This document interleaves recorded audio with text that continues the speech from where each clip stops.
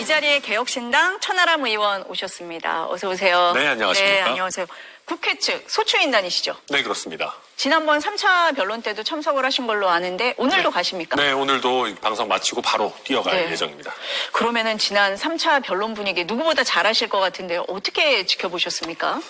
우선 그래도 하나 평가할 부분은 제가 생각했던 것보다는 피소추인 윤석열 대통령이 덜 막무가내였습니다. 저는 워낙 말씀하시기 좋아하시는 분이니까 모두 발언 이런 거 기회 얻어가지고 1시간 이상 막 장광설을 늘어놓거나 막 헌법재판소의 권위를 무시하거나 하면 어떡하나 사실 좀 걱정을 했었습니다. 그러면 지금 서부지법 폭동의 여파가 가시지도 않은 상황에서 지지층이 더 열광하거나 더 흥분할 수도 있는 그런 상황이었는데 다행히 그래도 생각보다는 헌법재판소의 권위나 질서를 유지하면서 답변하는 태도는 취했다. 자, 이 부분은 평가하고요.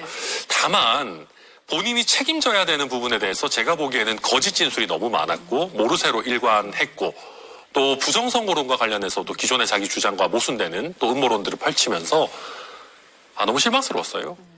아니 솔직히 그러니까 본인이 예를 들면 잘못한 게 별로 없다고 생각을 해도 어쨌든 이 비상계엄 적법하든 위법하든 따져봐야겠지만 이 부분을 통해서 우리 경제가 입은 타격이 얼마고 연말연시에 우리 자영업자들이 입은 손해가 얼마입니까?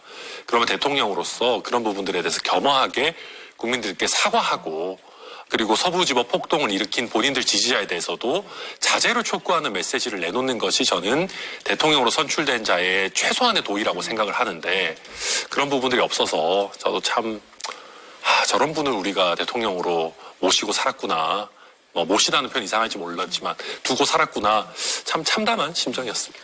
아니 그날 화요일 날 저도 다른 분들하고 같이 방송을 하면서 그 장면을 봤었는데 처음에 모두 발언에서 헌법재판관들께 송구하다라고 시작을 하더라고요. 근데 국민에 대해서 지금 의원님 말씀하신 것처럼 국민들께 사과한다?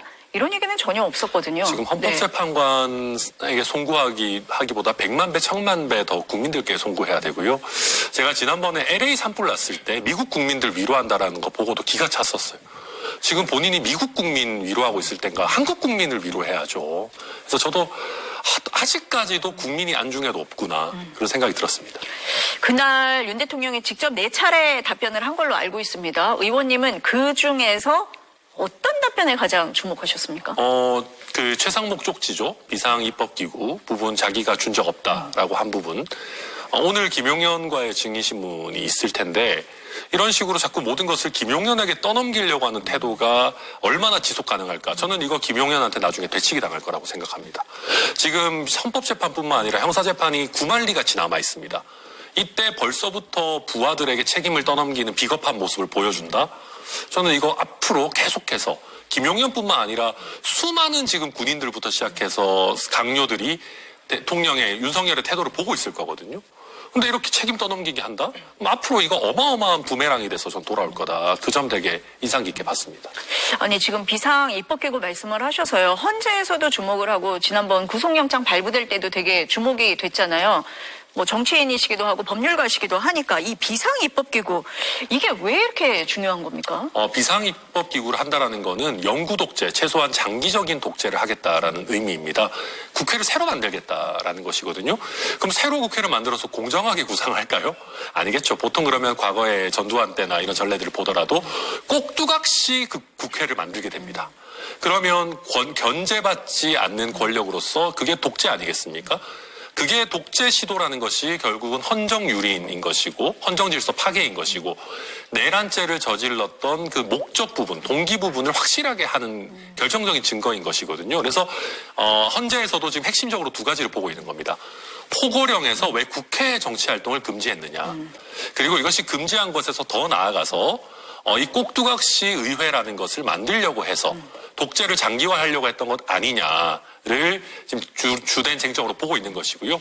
윤석열 대통령 측, 피소추인 측은 그런 게 아니라 우리는 경고 목적으로 몇 시간 만에 했던 거다라고 하는데 그게 아니라 영구 입법기구를 만들려고 아니면 임시가 됐든 입법기구를 만들려고 했다는 거는 그게 거짓이라는 거지 않습니까? 그래서 지금 내란의 목적과 관련해서 이 부분 핵심 쟁점이 되는 겁니다. 아니 그러니까 오늘 김용현 전 장관이 증인으로 나오니까요. 이 부분에 대해서 양측에 질문을 할 수밖에 없는 거고 지금 입장은 다른 거잖아요. 그리고 사실은 최상목 권한대행이 굉장히 명확하게 얘기했거든요. 윤석열 대통령이 있는 자리에서 본인인지 비서관인지 모르겠지만 건네받았다라고 했기 때문에 저는 윤석열 대통령이 직접 변호한 거, 변론에 나온 거에 가장 발목을 잡는 게 이 지점이 될 겁니다. 왜냐하면 피소추인 대통령 본인이 나와서 거짓 진술을 한다.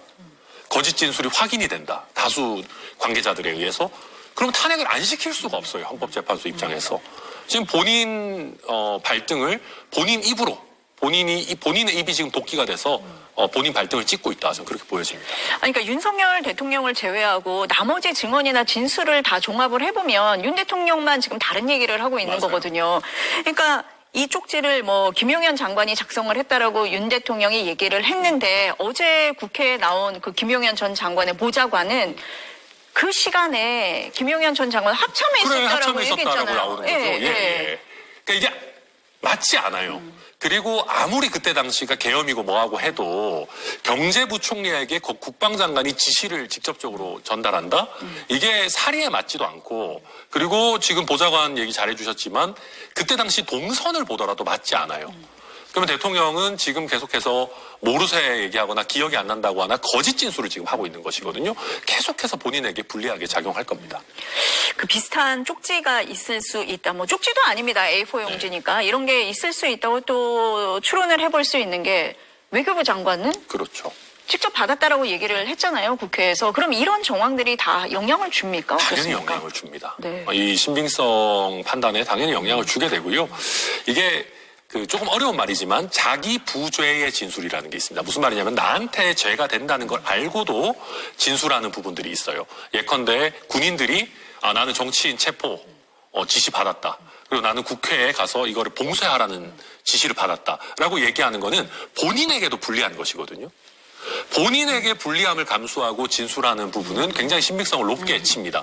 그러면 최상목 권한대행이 물론 자기도 이걸 받고 실행은 안 했다라고 하고 있지만 어쨌든 대통령에게 이런 쪽지를 받은 것 자체가 본인에게 그다지 유리한 사실은 아니에요. 그렇죠. 네.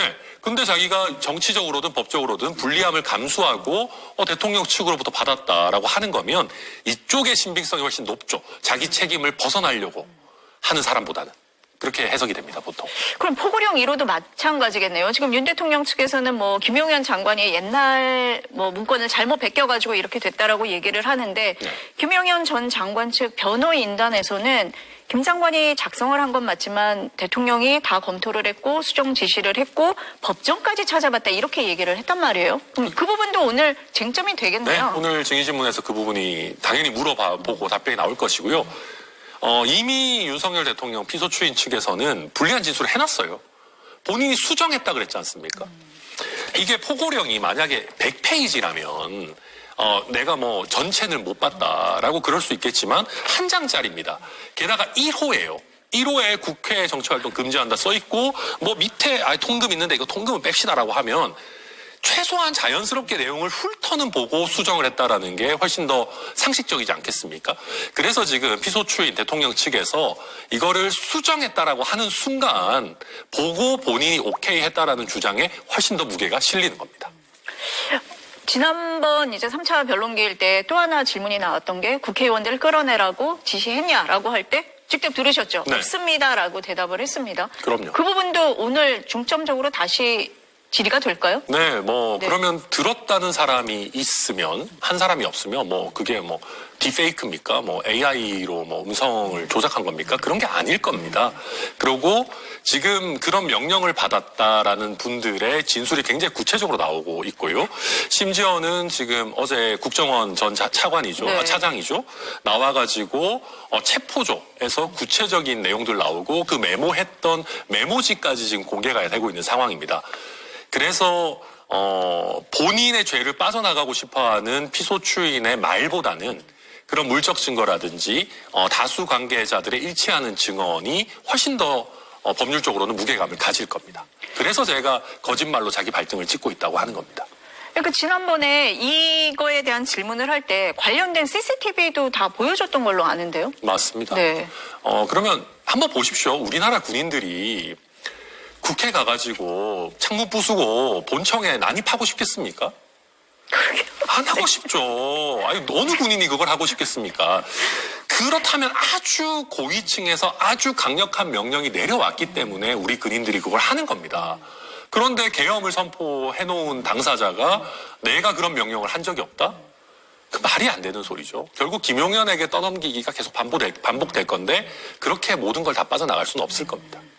어쨌든 오늘 김용현 전 장관이 증인으로 나오는 만큼 이렇게 엇갈린 주장에 대해서는 다시 한번 재판관들이 묻는 그런 절차를 거치겠네요. 네, 그리고 예. 지금 이제 그것뿐만 아니라 전체적인 진술의 신빙성 부분도 봐야 되는데 처음에 이제 계엄 선포하고 그 이후에 부정선거에 대한 증거들이 차고 넘친다.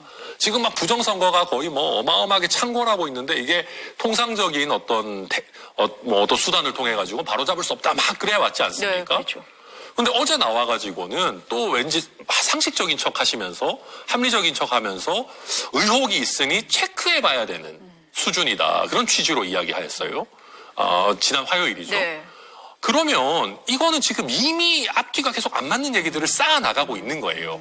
그러면 전체적인 진술의 신빙성이라는 면에서도 안 좋게 평가될 수밖에 없다. 그래서 지금 피소추인 윤석열 대통령이 나와서 입을 열면 열수록 본인에게는 엄청난 마이너스입니다. 근데 왜 나옵니까? 한 두어 가지 정도 이유가 있을 겁니다. 첫째는 정치적 선동의 장으로 쓰고 싶은 게 있을 거고요. 두 번째는 절차상 이득입니다. 쉽게 얘기해서 지연입니다. 어찌됐든 국민 다수에 선출이 된 비서추인이 대통령의 자격으로서 현직이니까 나와서 이런저런 증거 신청을 하고 증인으로 누구 불러달라고 하면 헌법재판소 입장에서도 거절하는 게 그만큼 부담스럽겠죠. 그리고 조금 이거는 너무 좀 개인적인 걸 수 있겠지만 저도 예전에 이제 수감되어 있는 분들 변호를 많이 하는데 저도 변호사가 원래 본업이었으니까 수감 시설에서 주로 많이 나오고 싶어 합니다. 그래서 나올 기회가 있으면 최대한 나오고 싶어 하기 때문에 그런 면도 작용할 수도 있지 않나 생각합니다. 지난번에 이제 부정선거 관련해서 윤석열 대통령도 그렇고 대리인단들이 굉장히 주장을 많이 했어요. 오늘 들어갈 때 김희수 대리인단 변호인도 이 얘기를 했거든요. 부정선거 주장을 계속하고 있다라고 얘기를 했는데 당시에 국회 측에서 이 주장을 계속하지 못하도록 제한해달라 이렇게 요청한 걸로 압니다. 네. 그런데 당연히 헌법재판소에서도 이런 부분이 근거가 없다라는 부분을 잘 알고 계신 것 같습니다. 그러나 아시겠지만 변론의 내용을 제한하는 것은 쉽지 않습니다. 그래서 지난번에 헌법재판소에서도 시간을 제한하는 형태로 계속 부정선거 얘기만 하니까 10분 안에 끝내라라고 하는 형태로 앞으로도 재판 진행을 해나가지 않을까 예상합니다. 그리고 한마디만 더 보태자면 부정선거 얘기는 하면 할수록 헌법재판소에서는 더 안 좋을 겁니다. 근데 그 부분에 대해서 계속 얘기를 하는 이유가 뭐라고 보세요? 지지층 결집용이죠. 지지층 결집용이고 그 부정선거론을 이야기하지 않으면 계엄을 한 이유 자체가 설명이 되지 않습니다. 본인들의 그 세계관에서요. 그렇기 때문에 계속해서 밀고 나갈 수밖에 없을 거고 한번 잘 지켜보십시오. 지난 기일에는 윤석열 본인이 굉장히 온건하게 이야기했지만 가면 갈수록 이미 헌재에서 변호인들이 하고 있는 것처럼 굉장히 강경한 부정선거 음모론을 들고 나올 겁니다. 그렇게 해야지 정치적 에너지를 계속 가지고 갈 수 있거든요. 그럼 오늘도 그 얘기를 많이 할 거다 이렇게 보십니까? 저는 그렇게 생각합니다. 물론 오늘은 증인신문이 주기 때문에 그 얘기를 많이 할 시간 없겠지만 앞으로 기회 될 때마다 많이 할 겁니다. 근데 오히려 이렇게 역으로 생각을 해보면요. 비상계엄을 선포한 이유가 부정선거 때문이다. 라고 하면은 이유가 되지가 않잖아요. 이유가 되지가 않습니다. 네. 헌재에서 그 정당성을 인정을 할 수가 없죠. 그러니까 전시사변에 준하는 일이 있어야지 비상계엄을 선포할 수 있는데 그렇다 하더라도 부정선거 의혹이 있다 하더라도 이게 이유가 될 수는 없잖아요. 당연히 이유가 될 수가 네. 없습니다. 그럼에도 불구하고 지금 제가 윤석열 대통령 변호인들을 보고 있으면 재판에서 이기려고 하는 태도가 아닙니다. 외부의 지지층을 결집시키고 절차를 가능하면 지연하는 정도? 저는 거기에 목적이 있다고 봅니다. 이기려고 한다면 도저히 이렇게 할 수는 없습니다. 이거는 그냥 말이 안 됩니다. 이기려고 하는 전략이 아닙니다. 이거는. 예. 그러면은 아까 말씀하신 대로 지지층, 정치적인 선동의 목적이 있고 절차상의 이득을 얻으려는, 그러니까 이 탄핵 심판을 좀 지연시키려는 의도가 오히려 더 크다. 네, 이렇게 저는 그렇게 보시는 생각합니다. 겁니까? 그리고 네. 그걸 넘어서서 지금 그 피소추인 본인과 그 변호인들이 실제 부정선거론을 뼛속까지 믿고 있는 것 같습니다. 확신범 내지는 신념의 영역으로 저는 가 있다고 생각합니다. 그날 현장에서 들으셨을 때 그렇게 느끼셨습니까? 예, 왜냐하면 그 대통령 변호인들이 막 울컥했어요. 울컥하고 부정선거 음모론을 이야기할 때에 그게 굉장히 정말 신념에 가득 차서 이 어마어마한 음모를 국민 앞에 밝혀야겠다라고 하는 책임의식 같이 느껴질 정도로 저는 정말 깜짝 놀랐습니다. 어떻게 이렇게 사회적으로 성공하고 덕망이 있다고 여겨졌던 고위 법관 내지는 뭐 헌법재판관 출신도 대리인단에 계시는데 어떻게 이렇게 부정선거 음모론을 정말 뼛속까지 믿고 계실 수가 있나. 저는 참 어떤 의미에서는 이거 큰일 나겠다. 이만큼 부정선거 음모론이라는 게 우리 대중들 사이에서도 많이 펴져 있구나. 여기에 대해서 열심히 싸워야겠다. 그래서 이준석 의원도 그렇고 저희 개혁신당 차원에서도 부정선거 음모론과 싸우겠다. 뭐 황교안 대표랑도 토론하겠다. 그러고 있는 겁니다. 이게 생각보다 심각합니다. 안 믿으시는 분들은 비웃겠지만 제 생각에 이거 지금 광범위한 우리 민주주의의 큰 위협입니다. 아니 선관위에서도 절대 그런 일 없다라고 여러 번 발표를 했고 대법원 판결을 다 보더라도 단 한 번도 인정이 된 적이 없거든요. 그런 근거가 분명한 사안인데 그거에 대해서 계속 주장을 한다. 과연 이 변론에서 도움이 될까라고 생각이 드는데도 주장을 한다. 지난번에 그 탄핵 소추인단에 같이 있었던 박은정 의원 같은 경우도 이 부정선거를 비상계엄의 이유라고 얘기하는 건 위헌을 저질렀다는 자백이다라고까지 얘기를 했어요. 자백 맞습니다. 제가 봐도 이거는 자백입니다. 근데 법적으로 뭐가 옳고 그른지에 대한 게 넘어서서 신념인 겁니다. 이 부정선거 사태를 국민들께 이 헌법재판의 형식을 빌어서 널리 알려야 된다라고 하는 어떻게 보면 본인들만의 그 세계에서 선민의식 같은 게 있는 겁니다. 이걸 알려야 된다. 그 국민들이 계몽해야 된다. 그 정도로 저는 가 있다고 봅니다. 지금 이 시각 헌법재판소의 모습이 나오고 있는데 김용현 전 장관이 오후 2시 반에 헌재 출석할 예정이다 이렇게 돼 있습니다. 그런데 국회 측에서 윤석열 대통령과 김용현 장관이 한 자리에서 같이 증언을 하는 게 맞느냐라는 얘기를 하셨다고 그래서 뭐 가림막을 친다든지 아니면은 김용현 전 장관이 그 증언을 할 때 윤석열 대통령이 그 자리를 피한다든지 이런 거를 얘기를 하셨다고 들었는데요. 필요하다고 보십니까? 뭐 일정 부분은 이야기할 수 있는 뭐 내용이라고 생각합니다. 어쨌든 본인이 모셨던 대통령이고 지위 상하 관계가 굉장히 강했던 그리고 어쨌든 현직의 지위가 있기 때문에 그런 권력 관계, 상하 관계가 변론의 증언의 내용에 영향을 줄까 하는 우려를 가지고 있는 것은 대리인들을 뭐 충분히 이해는 할 수 있고요. 다만 저는 이건 뭐 본질은 아니라고 생각합니다. 헌법재판소에서 어떻게 결정을 하시든 거기에 따라야 될 것이고 또 어쨌든 만약에 이런 요청에 헌법재판소가 응하지 않는다면 윤석열과 눈을 똑바로 마주치고 있으면서 김용현이 어떻게 진술을 하느냐, 김용현의 진술에 피소추인 윤석열은 어떻게 반응하느냐, 이런 것들도 어쨌든 헌법재판소의 관찰 대상이 되는 것이거든요. 저는 받아들여도 의미가 있고 안 받아들여도 그 자체로 또 진행할 수 있다, 그렇게 보여집니다. 이 헌재 탄핵 심판 변론은 뭐 실시간으로 중계가 되는 건 아니지만 이후에 다 영상이 공개가 되는 거거든요. 그러니까 사실 어떤 발언을 하는지 하나하나가 기록이 되는 거고 그것 때문에 좀 신중해야 되는 거잖아요. 그런데 지금 윤석열 대통령은 모든 혐의를 부인하거나 모른다고 하고 있고 검찰 수사 결과 뭐 공소장이 이미 공개가 되고 있고 어제 국회에서 내란 국조특위도 지금 이루어지고 있는 상황이거든요. 완전히 다른 얘기를 하고 있는 것을 국민들이 지금 다 보고 있는 거잖아요. 그러니까 글쎄요. 저는 이 정도 되면은 불리한 사실은 의도적으로 잊어버리고 있는 거 아닌가 하는 생각이 듭니다. 정말로. 그러니까 거의 본인들에게 유리한 세계관 내지는 사실관계로 기억을 거의 재구성하고 있는 수준 아닌가. 불리한 거는 다 잊어버리고 그렇게 저는 해나가고 있다고 생각하고요. 그러나 그것이 지금 관계된 사람들이 한둘이 아니기 때문에 드러날 수밖에 없어요.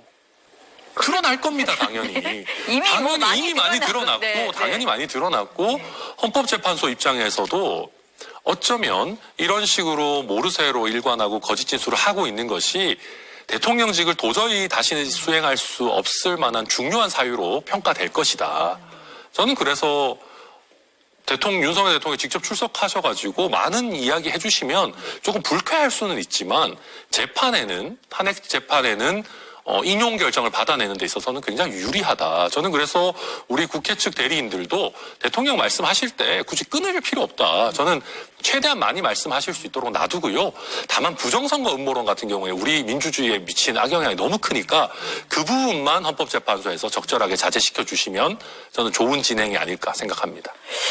이제 오늘 또 변론기일에 참석을 하신다고 하니까요. 그럼 국회 측 소추인단이나 대리인단이 오늘은 이 부분에 좀 중점을 둬야겠다라고 좀 이렇게 의논을 하신 게 있습니까? 네, 아까 말씀해 주셨는데 네. 이미 김용현의 동선 관련한 부분입니다. 동선이요? 네, 네. 그래서 김용현이 최상목 쪽지라고 하는 것이 있었을 때 어디에 있었는지 그 동선 관계와 시간 관계 타임라인을 헌법재판관들이 명시적으로 이해하실 수 있게 그것만 잘 나온다면 저는 대통령이 첫 변론에서 한 구두 진술부터 거짓이다라고 하는 거를 오늘은 잘 확인할 수 있지 않을까. 그 부분이 제일 중요하다고 지금 저희 생각하고 있습니다. 그러니까 어쨌든 제일 중요한 것은 비상입법기구. 네. 그 부분이네요. 네, 그리고 포고령의 작성 플러스 만약에 대통령의 수정 과정을 그 김용현 장관의 보좌관이 말하는 것처럼 김용현이 직접 목격했고 또 그때 당시에 법전까지 뒤적거리면서 대통령이 구체적으로 검토했던 생생한 장면을 김용현 장관이 진술을 해준다면은 포고령과 비상입법기구가 굉장히 중요한 축이기 때문에 그 축에서 저희가 좋은 오늘 진전을 이루지 않을까 기대합니다. 아니 헌재에서는 이미 뭐 여러 가지 수사 기록도 확보를 하고 있다고 하고 비상입법기구와 관련된 그 쪽지도 가지고 있다고 하잖아요. 네. 그럼 이미 가지고 있는 상태에서 관련된 질의를 오늘은 좀 집중적으로 할 거다. 네. 뭐 이렇게 보시는 거네요. 헌법재판관들이 보통 네. 질의를 굉장히 잘합니다. 그리고 대통령의 진술에서 어떤 이야기를 했느냐를 자꾸 우리가 사실은 묻는데요. 어떤 의미에서는 오늘 변론에서는 네. 무슨 이야기를 못하느냐도 중요합니다. 의원님 지금 박범계 의원이 도착을 한 것 같은데요. 잠깐 들어보고 네네. 다시 여쭤보겠습니다. 네. 김용현 전 국방부 장관이 나오는데 오늘 증인신문 첫날 첫 번째 증인신문을 통해서 이번 비상계엄이 내란이었음을 입증할 수 있는 첫 번째 계기가 되기를 빕니다. 대통령의 거짓말이 얼마나 위험한 것인지를 오늘 법정을 통해서 똑똑히 밝혀지기를 기대합니다. 의원님이 직접 신문도 하세요? 아닙니다. 부정선거가 무슨 나오고 있는데 여기에서 자, 갈게요. 네, 지금 헌재에 도착한 더불어민주당 박범계 의원의 얘기를 짧게 들어보셨는데 대통령 거짓말이 얼마나 위험한 일인지 밝혀지길 바란다. 의원님이 말씀하시는 거하고 일맥상통합니다. 네, 저희가 소추단이 어느 정도 이제 그 회의도 하고 또 협의를 거치면서 하고 있기 때문에 네. 결국 대통령의 거짓말, 특히 비상계엄의 핵심 동기 부분에 대한 거짓말을 잡아낸다면은 저는 오늘 변론은 굉장히 성과가 크다 그렇게 기대합니다. 네, 지금 헌재 주호영 의원도 도착을 했다고 합니다. 한번 들어보겠습니다. 또 전체의 이 탄핵 chấp 한 상황도 한번 체크해 볼 겸 그렇게 왔습니다.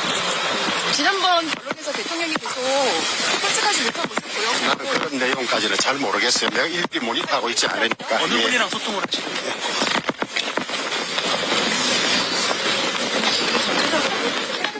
주호영 의원은 국회 소추인단은 아니시잖아요. 네, 아닙니다.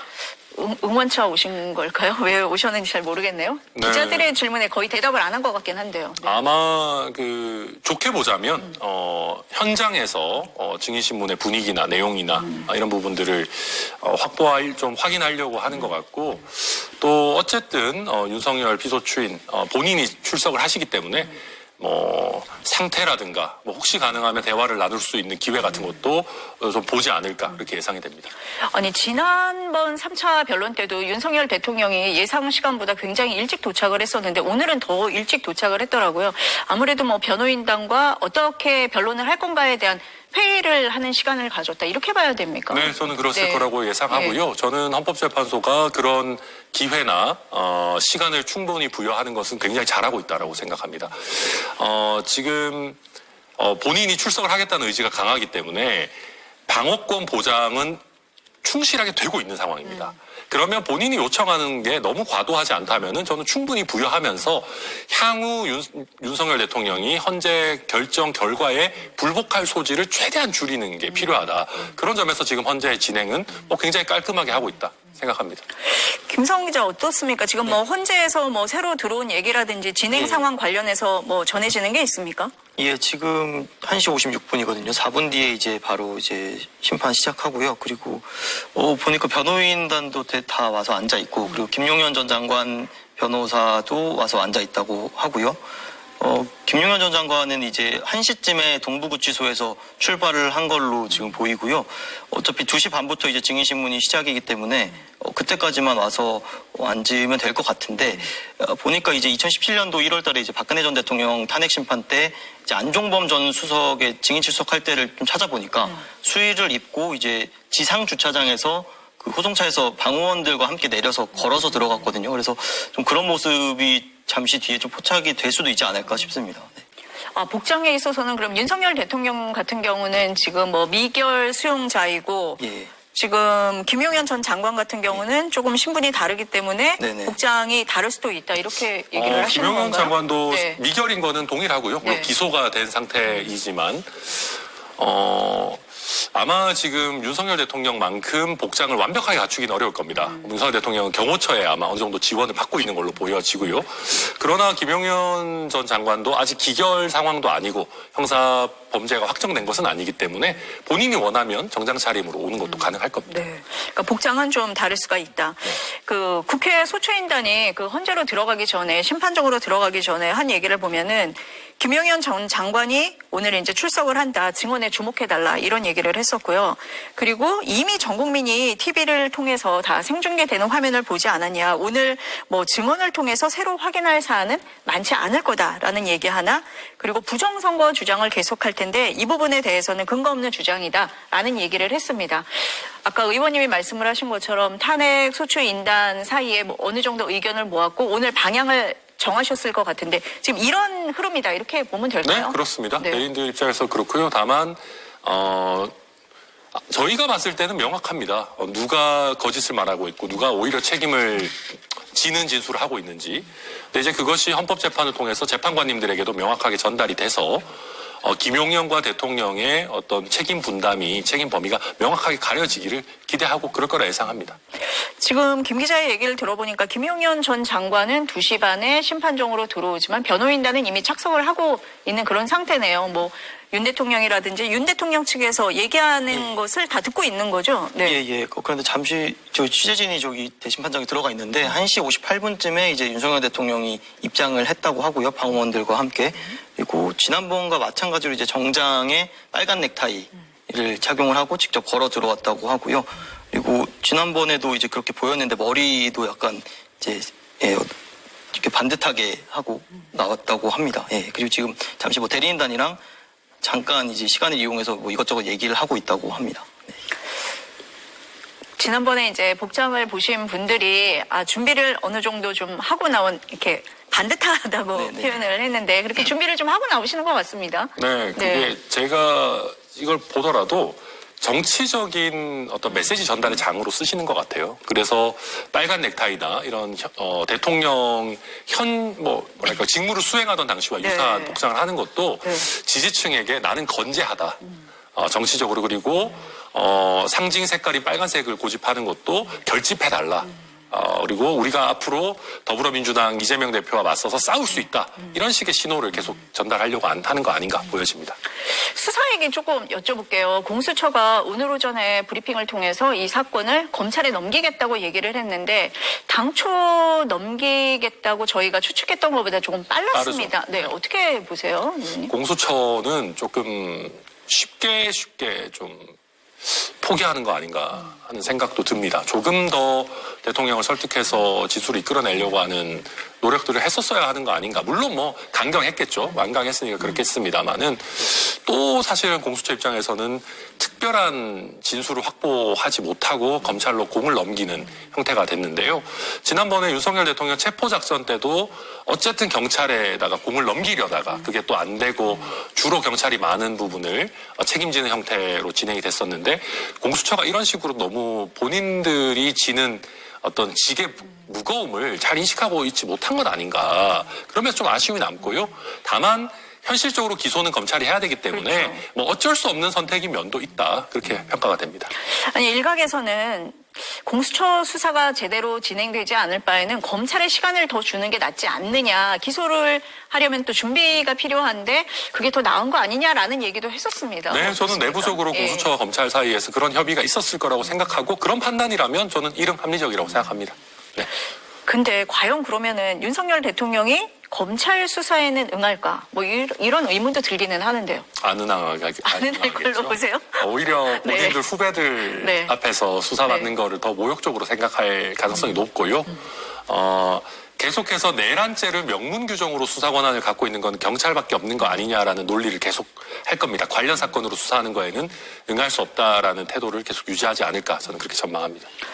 아니 근데 공수처의 수사권이 있냐 없냐 하는 건 이미 다 영장 끝난 얘기죠. 발부로 끝난 얘기잖아요. 그런데도 지금까지 계속 주장을 하고 있거든요. 지금 뭐 사법부를 존중했으면 여기까지 왔겠습니까? 본인들이 계속해서 사법부의 결정, 판단에도 불복하는 태세를 보이고 있기 때문에 서부지법 폭동까지 일어난 것 아니겠어요? 저는 그런 어떤 사법부 무시의 태도를 이제 와서 바꿀 것 같지는 않습니다. 검찰은 더더욱이나 내가 너희를 얼마나 이렇게 잘해줬고 내가 검찰총장 출신의 대통령인데 감히 너희들이 나를 수사하려고 해? 하면서 안 응할 가능성이 높지 않을까. 감정적인 부분, 감정적으로 대응하지 않을까 저는 그렇게 예상합니다. 그러면은 윤석열 대통령이 이렇게 수사에 비협조적인 상황에서 기소를 하는 데는 문제가 없을 거다 이렇게 보십니까? 네, 왜냐하면 아까도 말씀드렸지만 지시를 받은 공범 관계에 있는 사람들의 진술이라는 거는 엄청난 증거 능력도 있고 신빙성을 가집니다.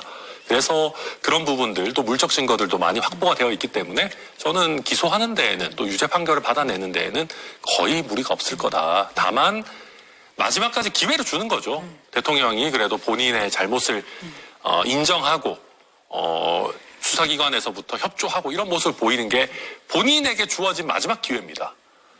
그걸 수사기관 입장에서 계속 줘야 되는 겁니다. 근데 본인이 그 기회를 잡지 않고 정치적인 이유에서 계속해서 거짓을 이야기하고 죄를 인정하지 않는다라고 하면 결국 재판, 헌법재판, 형사재판 모두에서 불리하게 작용할 수밖에 없을 겁니다.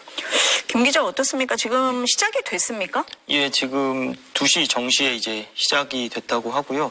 아까도 말씀드렸다시피 2시 반에 이제 증인신문이 시작이 되기 때문에 그 전까지는 이제 서로 서면 의견서 같은 거를 이제 보고 이제 증거 채택이나 이런 얘기를 좀 절차적인 문제를 한 다음에 2시 반부터 이제 증인신문이 진행될 것 같습니다. 네. 네.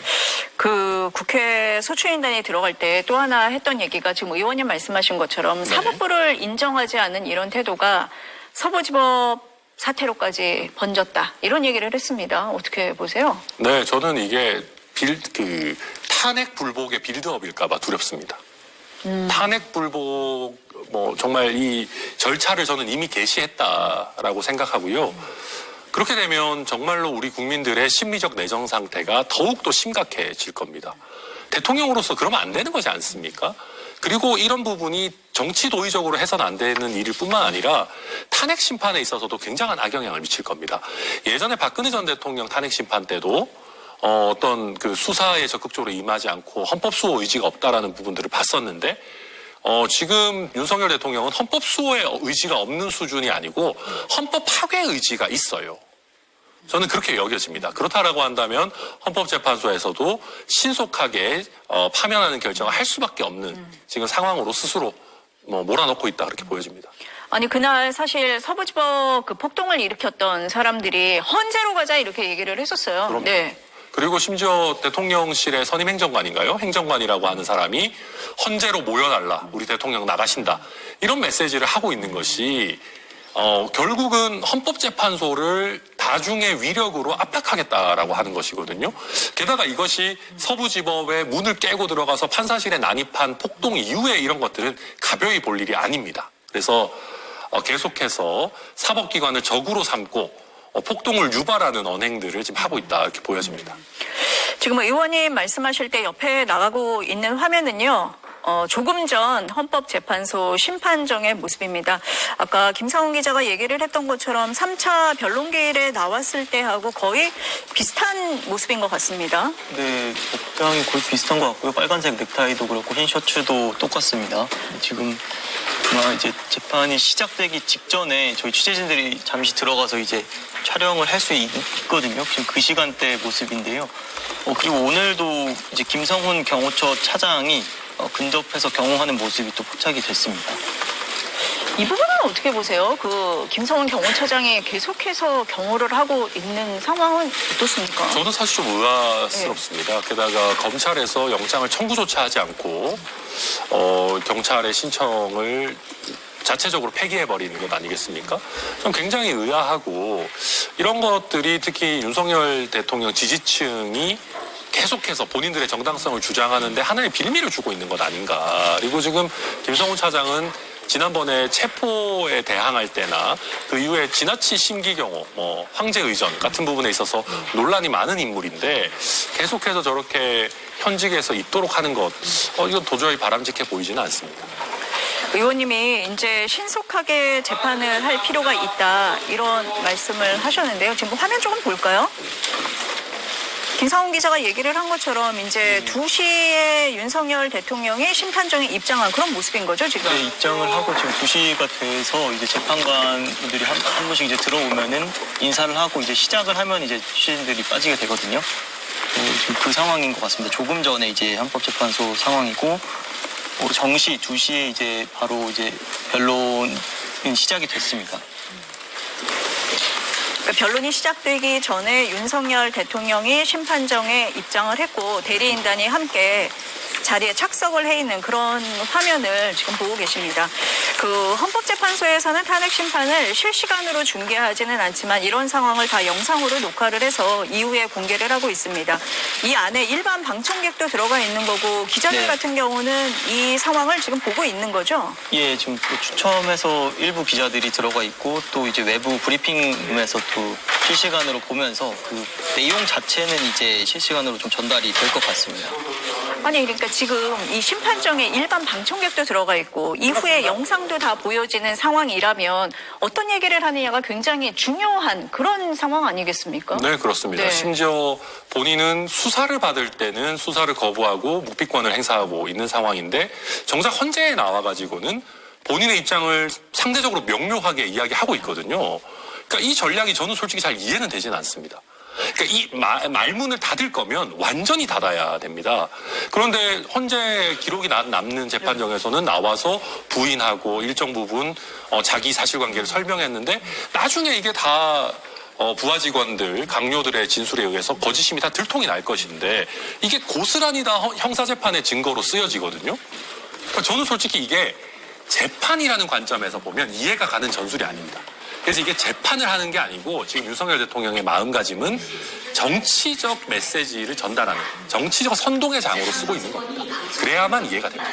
아니 근데 일각에서는 저렇게 엇갈린 주장을 지금 계속하면 이게 정치 선동이 되겠느냐라고 얘기를 하는데 일부 지지층만 바라보는 겁니까? 그렇죠. 그리고 정치 선동에 애초에 능했으면 총선에 참패하지 않았겠죠. 정치 선동을 원래 뭐 효과적으로 잘하고 했으면 다수 의석도 가졌을 거고 계엄도 안 했을 건데, 그러니까 본인이 할 수 있는 능력 하에서 게다가 이미 부정선거 음모론에 경도되어 있는 본인 지지층에게만 전달되는 수준의 정치 메시지들을 저는 던지고 있다라고 봅니다. 아니 의원님이나 뭐 국회 탄핵소추단에서는 이 재판이 지금 신속하게 진행돼야 된다라고 말씀을 하시는데 윤석열 대통령이 매번 변론기일에 출석을 하겠다고 한 상황이잖아요. 앞서서도 혹시 이 재판을 좀 지연하려는 의도가 아니냐 이런 말씀을 하셨습니다. 가능성 있다 이렇게 보세요? 저도 걱정을 조금 했는데요. 지금 헌법재판관들의 재판 진행을 보면 무리한 증거 신청이나 무리한 다수의 증인 신청을 쉽게 받아들이는 분위기는 아닙니다. 그렇기 때문에 헌법재판관들도 특히 4월 12일인가요? 18일. 18일이죠. 네. 4월 18일에 두 분의 헌법재판관, 특히 지금 재판장 역할을 하시는 지금 권한대행이 퇴임을 하시기 때문에 그때는 최소한 어떤 마지노선으로 잡고 절차 진행을 해나가지 않을까 그렇게 예상이 됩니다.